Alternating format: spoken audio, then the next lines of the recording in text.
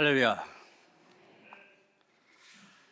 제가 어렸을 때 그때가 1960년대입니다. 그때만 해도 농촌 참 가난하고 힘들었었죠. 어렸을 때 간식을 먹을 수 있는 기회가 거의 없습니다. 저희 아내는 그때 종합 선물 세트를 받으면은 아버지가 장롱 꼭대기에 올려놓고 가끔 가다 내려줬다고 그걸 불평하는데 전 그런 거 몰랐습니다. 유일하게 간식을 먹을 기회가 있었는데 엿장수가 왔을 때, 매일 오는 것도 아니고 어쩌다가 한번 엿장수가 옵니다. 그래서 엿을 한번 먹게 되면 너무 맛있다 보니까 이게 끈적끈적해서 손가락에 이렇게 남잖아요. 손가락까지 빨아먹으면서 그랬었습니다. 근데 가난한 시대에 용돈이란 게 없었죠. 저는 고등학교 졸업할 때까지 용돈이란 걸 몰랐었습니다. 그 다음엔 어떻게 엿을 사 먹습니까? 엿장수가 오면은 집에 깨진 양재기, 부러진 숟가락, 어머니가 잘라놓은 머리카락, 고무신 떨어진 거 다 가지고 오라고 합니다. 그거 가지고 오면 엿으로 바꿔주겠다고. 그럼 아이들이 너나 할 것 없이 집에 가서 엿으로 바꾸어 먹을 만한 것들 다 가지고 옵니다. 그래서 그거 받고 엿가락 하나 떼어주면 그것도 먹기가 아까워서 조금씩 아껴 먹었었죠. 뿐만 아닙니다. 어머니들은 집안에 못 쓴 물건들 다 가지고 옵니다. 그걸 가지고 오면 새 그릇으로 바꿔줘요. 엿장수는 깨지고 부서지고 못 쓴 것, 그거 다 받아서 새 것으로 바꿔줬습니다. 저는 이 엿장수에게서 교회의 이미지를 보게 됩니다. 교회가 이런 곳이 돼야 된다 한 생각을 하게 됩니다. 여러분, 이 교회라는 것이 어떤 곳입니까? 오늘 교회 창립 기념주일을 맞아 다시 한번 우리 찬양도 정말 교회의 의미를 다시 되새기게 하는 그런 찬양 불러주셨는데, 이 교회의 의미를 다시 한번 생각하게 되는데, 교회가 어떤 곳입니까? 한마디로 하면 교회는 바꿔주는 곳입니다. 바꿔주는 곳. 깨어지고 부서지고 상처난 인간들을 치유해서 건강한 인간으로 바꿔주는 곳입니다. 불행한 인간들을 행복한 인간으로 바꿔주는 것이 바로 이 교회입니다. 오늘 우리 교회가 창립 76주년 되는 그런 주일을 맞아했는데, 우리는 이 기념주일을 맞아해서 우리 교회가 76년의 역사 동안 바로 이 교회의 사명 얼마나 잘 감당했는가 다시 한번 돌아봐야 됩니다. 사실 오늘 우리가 분리개척교회, 우리가 사실 13년 전에 장기 7개년 계획을 세우고 70주년 되는 해에 분리개척을 하자 그랬었기 때문에 사실 13년 동안 기도한 열매입니다. 올 창립 예배를 드리게 된 것이. 그런데 오늘 우리가 이 개척교회 창립 예배가 있기 때문에 따로 안 했었지만, 여러분, 매년 우리가 이 교회 창립 기념주일에 어떤 일을 했었습니까? 월드비전과 늘 함께 했었어요. 그래서 월드비전과 함께 아프리카에 염소 보내기도 하였고, 아프리카 코로나로 힘들어하는 사람들 도와주기도 하였고, 캄보디아에 우물 파는 일 또 돕기도 하였고, 작년 같은 경우는 국내에 눈을 돌려서 이 부부가 맞벌이 하는 부부들 아이들이 방치되어 있기 때문에 그 아이들에게 도시락 주는 그런 일들 쭉 해왔었습니다. 교회 창립 기념주일마다 그런 것을 했던 것은 이게 바로 교회가 해야 될 일이다, 교회의 사명이다 생각하였기 때문입니다. 깨어지고 부서지고 상처난 인생들을, 또 그 사회를 치유하여서 건강하게 하는 일, 그게 바로 우리 교회의 사명입니다. 그런데 교회가 깨어지고 부서지고 상처난 인간들을 치유하여 건강한 인간으로, 또 불행한 인간들을 행복한 인간으로 바꿔줄 수 있는 것은 바로 예수 그리스도께서 이 교회의 머리가 되시기 때문입니다. 다른 말로 예수 그리스도께서 이 교회의 주인이 되시기 때문입니다. 여러분, 이 교회의 주인은 목사도 아닙니다. 이 교회를 세운 공로자가 있다고 해서 그 공로자가 주인인 것도 아닙니다. 예수 그리스도께서 이 교회의 머리가 되시고 주인 되심을 우리는 이 주일 다시 한번 고백해야만 됩니다. 오늘 우리가 읽은 말씀은 교회의 머리가 되신 예수 그리스도가 어떤 분인지를 밝히고 있는데, 그분을 가리켜서 하나님의 어린 양이다 이렇게 고백하고 있습니다. 여러분, 본문 29절 보면 예수님을 만난 세례 요한의 입을 통하여 뭐라고 증거합니까?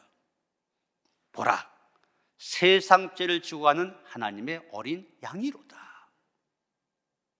오늘 읽지 않았지만 바로 뒤에 36절에 가서 보면 또 한 번 말합니다. 보라, 하나님의 어린 양이로다. 여러분, 예수님이 왜 어린 양입니까?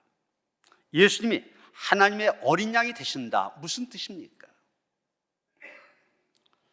우리가 이 말씀을 제대로 이해하려면 구약 레위기 16장의 말씀을 먼저 알아야 되고 그 말씀을 잘 이해해야만 됩니다. 이스라엘 백성들에게는 3대 명절이 있었죠. 유월절, 오순절, 초막절 3대 명절이 있었고, 또 1년에 한 번씩 대속죄의 일이라고 하는 걸 지켰습니다. 속죄일 7월 10일인데 이 대속죄일에는 모든 이스라엘 백성들 1년 동안 지은 모든 죄를 용서받기 위해서 하나님께 제사를 드려야만 했습니다. 대제사장은 이 대속죄일이 되어지면 2마리의 염소를 준비합니다. 보신 것처럼 2마리의 염소를 준비하는데, 이 2마리의 염소를 놓고 제비를 뽑습니다. 제비를 뽑아서 한 마리는 하나님을 위한 제물로, 또 한 마리는 아사셀 염소로 구분을 합니다. 하나님을 위한 제물로 뽑힌 염소는 속죄의 제물로 하나님께 드려집니다. 그런데 아사셀 염소로 뽑힌 것은 산채로 광야로 보내집니다. 대제사장은 먼저 하나님을 위한 제물로 뽑힌 염소를 잡아서 속죄제 희생 제물로 하나님께 바칩니다. 그 다음에 대제사장은 이 아사셀이라는 이름으로 뽑힌 염소에게 가서 보신 것처럼 염소의 머리에 손을 얹고 안수를 합니다. 이 안수에는 특별한 뜻이 있습니다. 대제사장은 아사셀이라 불리는 이 염소의 머리에 안수하면서 이스라엘 백성들이 지은 모든 죄와 불의를 하나님께 고백합니다. 대제사장이 이 염소 위에 안수함으로 이스라엘 백성들의 모든 불의와 죄가 이 아사셀이라 부르는 염소에게 전가가 되어지는 것입니다. 옮겨지는 것입니다. 끝남에 대제사장은 미리 정결하게 준비시켜둔 제사장 가운데 한 사람에게 이 아사셀 염소를 넘겨줍니다. 그럼 이 제사장은 이 아사셀 염소를 데리고 광야로 갑니다. 광야 가운데도 아주 깊은 광야, 그 광야로 들어가서 이 아사셀 염소를 놓아줍니다.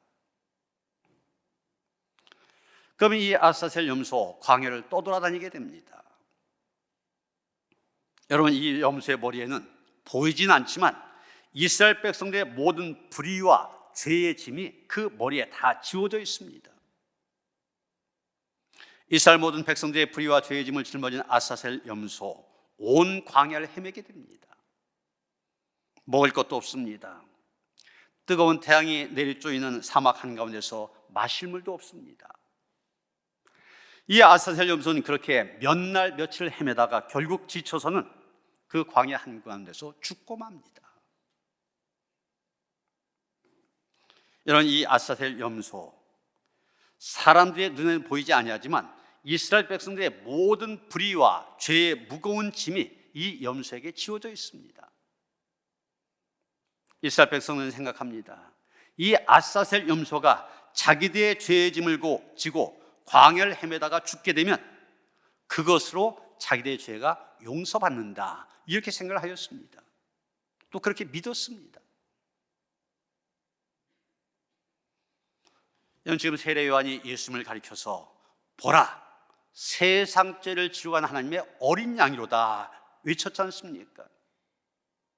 세례 요한은 이렇게 외치면서 바로 그 예수님에게서 아사셀 염소를 본 것입니다. 예수님은 우리 모든 인류의 죄를 다 짊어지고 가신 분임을 알았기 때문입니다. 그게 바로 세상의 죄입니다. 세상에는 모든 죄를 짊어지고 가신 분, 그분이 바로 예수님이십니다. 그런데 여기서 우리가 분명히 알아야 될 것이 있습니다. 우리가 예수 믿고 죄를 용서받았다 그렇게 얘기하는데, 그것은 예수께서 우리의 죄를 다 사라지게 해주신 것이 아니라고 하는 것을 알아야만 됩니다. 우리의 죄 사라져서 아예 없어진 것이 아닙니다. 예수님에게 이전된 것입니다. 옮겨간 것입니다. 이스라엘 백성들의 죄가 아사셀 염소에게 전가된 것처럼 우리의 모든 죄 예수님에게 전가된 것입니다. 우리가 지고 와야 될 무거운 것들 예수님이 대신 져주신 것이지, 그게 그 자체가 다 없어진 것은 아닙니다. 예수님께로 옮겨갔을 뿐입니다. 이런 성경이 한결같이 증가한 것은 죄의 값은 사망 아닙니까? 죄의 값은 사망. 죄를 지으면 죽음이라는 심판을 피할 수가 없습니다. 우리는 누구나 우리가 지은 죄로 말미암아서 하나님의 심판을 받아 죽을 수밖에 없던 사람들입니다. 그런데 그런 우리의 죄짐을 예수님께서 대신 지시고 십자가에서 죽으셨습니다. 예수님이 왜 죽으셔야만 했습니까? 죽지 않으시고도 우리의 죄를 용서하시고 없애줄 수 있는 그런 것은 없었습니까? 없었습니다. 죽지 않고는 죄의 짐을 없앨 방법이 없었습니다. 왜냐하면 죄의 싹은 사망이기 때문입니다. 죄의 대가 죽음이기 때문입니다. 그런데 예수께서는 백성들의 죄의 짐을 짊어지고 광야로 가서 죽어간 아사셀 염소처럼 우리의 죄의 짐을 지고 골고다에 올라가셔서 십자가에 죽으신 것입니다. 그래서 우리는 영원한 생명을 얻게 되어진 것입니다. 예수님이 왜 십자가를 져야 되느냐? 바로 내 죄의 짐 때문입니다. 내 등에 지어져 있는 죄의 짐, 죽음과 심판의 짐, 예수님께서 대신 져주신 것, 그것이 바로 십자가입니다. 여러분, 우리가 하나님의 은혜를 받았다, 하나님의 은혜를 받다 얘기하는데 그게 무슨 뜻입니까? 우리가 지고 와야 될 무거운 인생의 짐, 주님께서 대신 져주셨다는 것을 얘기한 것입니다. 우리가 짊어지고 있는 질병의 짐, 주님이 대신 져주셨습니다. 실패와 낭패의 짐, 주님이 대신 져주셨습니다. 내가 당해야 될 고통, 주님께서 대신 당하셨습니다. 여러분, 우리의 어깨에서 이 짐이 없어졌다고 해서 완전히 없어진 거 아닙니다. 주님께서 대신 져주셨을 뿐입니다. 그래서 마태복음 8장 17절에 보면 마태는 예수님의 사역을 이런 말로 이해하고 있는 것을 보게 됩니다. 우리 연약한 것을 친히 담당하시고 병을 짊어지셨도다. 예수께서 병자들을 고쳐주신 것, 그들에게서 병을 없애주신 것이 아닙니다. 그 병을 예수님께서 친히 짊어지신 것입니다. 예수께서 나병 환자를 고쳐주신 것, 예수께서 친히 그 나병을 짊어지셨다는 얘기입니다. 죽은 자를 살리신 것, 그 죽음을 예수께서 짊어지신 것입니다. 없애주신 것이 아니라 예수님이 대신 짊어지신 것입니다. 여러분, 구약의 이사야 선지자, 예수님 오시기 오래전에 예언했던 사람인데 이 이사야 선지자는 그것을 알았습니다. 그래서 그는 이렇게 고백하고 있습니다. 이사야 53장 4절부터 6절까지 말씀입니다. 그는 실로 우리의 질고를 지고 우리의 슬픔을 당하였거늘 우리는 생각하기를 그는 징벌을 받아 하나님께 맞으며 고난을 당한다 하였노라. 그가 찔림은 우리의 허물 때문이요 그가 상함은 우리의 죄악 때문이라. 그가 징계를 받음으로 우리는 평화를 누리고 그가 채찍에 맞음으로 우리는 나음을 받았도다. 우리는 다 양 같아서 그릇 행하여 각기 제 길로 갔거늘 여호와께서는 우리 모두의 죄악을 그에게 담당시키셨도다. 하나님께서는 우리가 짊어져야 될 모든 허물과 죄악입니다. 모든 허물과 죄악의 짐 예수님께 담당시키셨습니다. 여러분, 예수님이 대신 짊어지지 않으셨다면 우리가 그 짐을 지고 가야 됩니다. 그런데 예수께서 우리를 대신하여 짊어지고 가셨기 때문에 우리는 인생의 짐을 벗고서 기쁘게 우리의 삶을 살아갈 수 있게 된 것입니다. 제가 군목으로 군대 생활을 했지만 그래도 보병 장교라면 기본적으로 받아야 될 그런 훈련을 15주 동안 광주에 있는 전투병과 학교에서 받았었습니다. 매주마다 다른 훈련을 받게 되는데 가장 힘든 훈련, 우리 군대 갔다 오셨던 분들 다 아시죠? 유격 훈련이었습니다. 그런데 이 유격 훈련 받기 위해서 훈련장까지 가는 것 자체가 굉장히 힘듭니다. 새벽 1시에 깨어갖고 2시에 학교에서 출발합니다. 무등산을 넘어서 그날 새벽 2시에 출발했는데 오후 한 5시쯤 되니까 유격장에 도착을 하게 됩니다. 근데 완전 군장을 하고 무등산을 넘어갑니다. 저게 한 20km 정도 됩니다. 그냥 가까운 데 가는 건 별로 무겁지 않지만 여러분, 새벽 2시부터 오후 5시까지 저걸 지우고서 그것도 산을 올라간다고 생각해 보세요. 그것도 6월 말 엄청 더울 때입니다. 같이 훈련받은 사람들이 대개 이제 목사, 신부, 스님 이런 분들이었는데 좀 건강이 약한 분들이 있었어요. 이런 분들이 저걸 짊어지고서 무등산을 올라가는데 픽픽 쓰러집니다. 그럼 어떡합니까? 그냥 돌려보냅니까? 아니에요. 그 사람들이 짊어지고 있던 배낭 또 총 옆에 있는 사람한테 짊어지라고 그러고 들고 가라고 그럽니다. 그 다음에 맨몸으로 올라가도록 그렇게 해요. 여러분, 쓰러졌던 사람은 자기의 짐이 없어졌다고 생각할 수 있을 것입니다. 그런데 여러분, 그 짐이 없어진 겁니까? 아닙니다.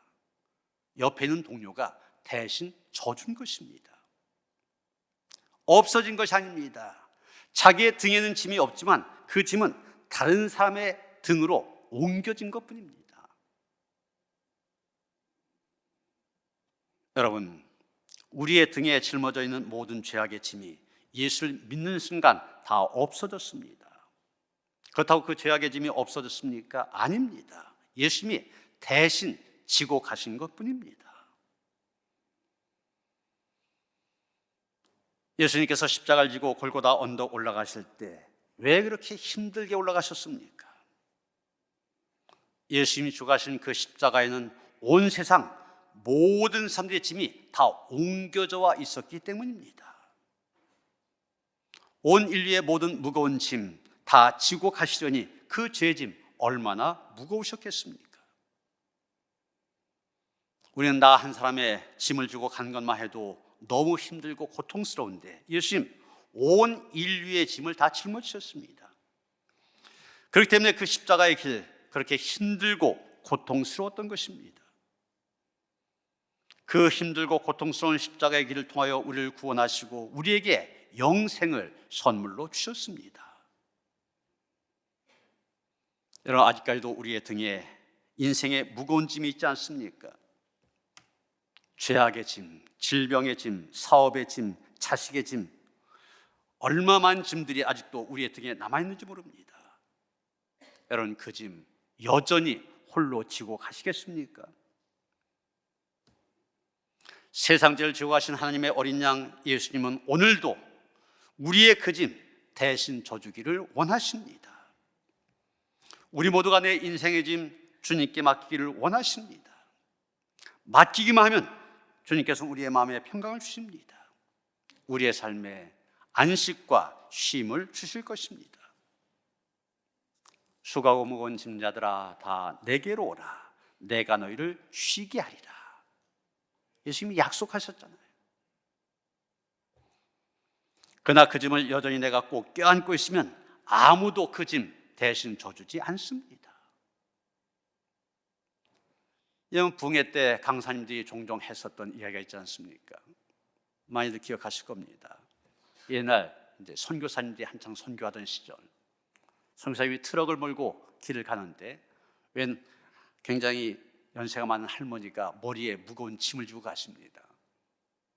그래서 트럭을 세우고 타시라고 고맙다 하면서 탔습니다. 선교사님이 운전하며 가다 보니까 이 할머니 여전히 머리에 짐을 지고 계신 겁니다. 그래서 할머니 그거 내려놓으시죠. 할머니 하는 얘기가 내 몸 하나 이렇게 타는 것도 너무 고마운데 어떻게 짐을 내려놓을 수 있냐. 너무 잘하는 얘기죠.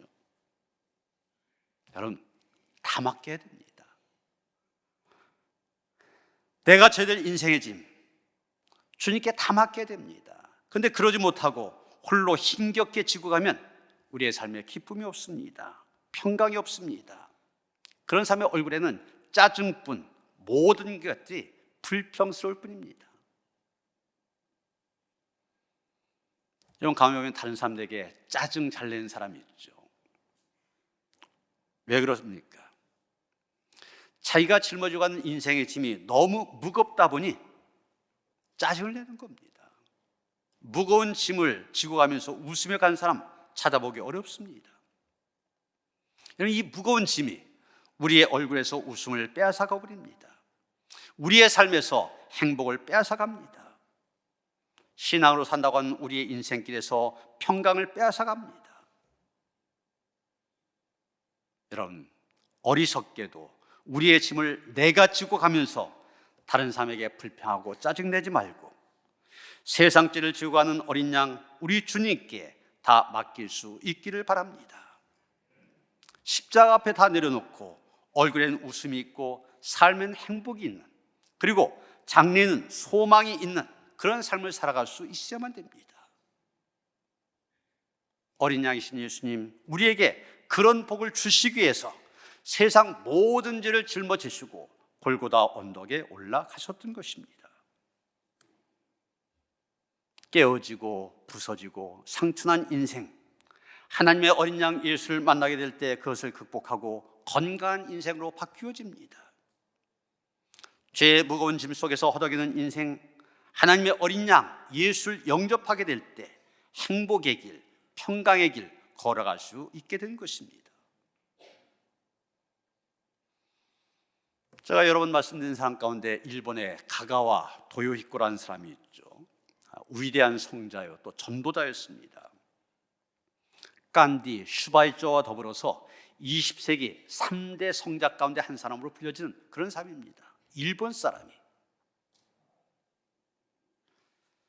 세계 제2차 대전이 끝난 다음에 일본이 패망하고 미군이 일본을 점령할 때 메가더 장군이 총사령관으로 일본에 들어왔는데 그 메가더 사령관이 최초로 만난 사람이 바로 이 가가와 도요히코입니다. 정말 대단한 인물입니다. 그런데 그의 어머니 기생 출신, 거기에다가 첩이었습니다. 그는 서자로 태어났기 때문에 어린 시절 첩의 자식, 기생의 자식, 놀림과 구박을 받으면서 살았습니다. 이런 첩의 아들, 기생의 자식, 깨어지고 부서지고 상처한 인생, 대표적인 그런 사람 아닙니까? 바로 첩의 아들이라고 한 것 때문에 얼굴에서 웃음을 잃었습니다. 어느 날 울적한 기분으로 담 모퉁이에 서 있는데 구세군 악대가 지나가면서 나팔을 붑니다. 예수 믿고 구원 받으시오. 하나님은 당신을 사랑하십니다. 바로 그 말이 이 가가와 도요히코의 가슴을 울렸습니다. 나 같은 기생의 아들도 예수를 믿으면 하나님이 사랑하신다는 얘기인가? 그 전도대에게 가까이 다가가서 물었습니다. 아니, 기생의 아들도 하나님이 사랑하시나요? 전도대원이 대답합니다. 아, 그렇지요. 하나님은 누구나 다 사랑하십니다. 그는 이 말 듣고 예수님을 영접하게 됩니다. 예수를 믿게 되었고 결국 그는 주님을 위하여 일생을 살기로 결단을 합니다. 그리고 빈민구에 들어가서 불쌍한 사람들 돌보면서 일생을 살아갔습니다. 그의 운명이 바뀌었습니다.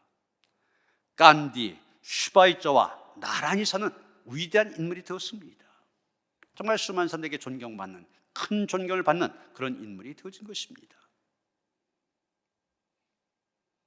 사랑하는 성도 여러분, 예수님은 세상의 모든 죄를 짊어지신 하나님의 어린 양이셨습니다.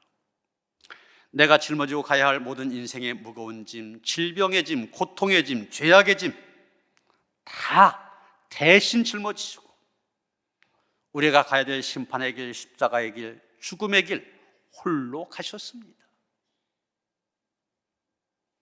바로 그분, 어린 양 되신 예수 그리스도로 인하여 깨어지고 부서지고 상처난 인간들 치유받고 건강한 인간으로 살아가는 그런 은혜가 우리 모두 가운데 충만하시기를 주님의 이름으로 축원합니다. 하나님, 우리도 질그릇 것 같은 그런 인생이기에 이 생을 살아가면서 깨어지고 부서지고 또 상처났었던 인생입니다. 그런 우리들 예수님 만날 수 있게 하시고 예수님을 하나님의 어린 양으로 고백할 수 있게 하시고 그분의 은혜 안에서 치유받고 건강한 삶을 살아갈 수 있게 하시니 감사를 드립니다. 이 예수님 꼭 붙잡고 살게 하여 주시옵소서. 이 예수님 힘써 전하며 살아가게 하여 주시옵소서. 그래서 더 많은 인생들이 예수 안에서 하나님께 주신 갖가지 은혜를 누리며 살아가게 하는데 쓰임받는 저희들 되게 하시옵소서. 예수 그리스도 이름 받들어 기도하여 싸움나이다. 아멘.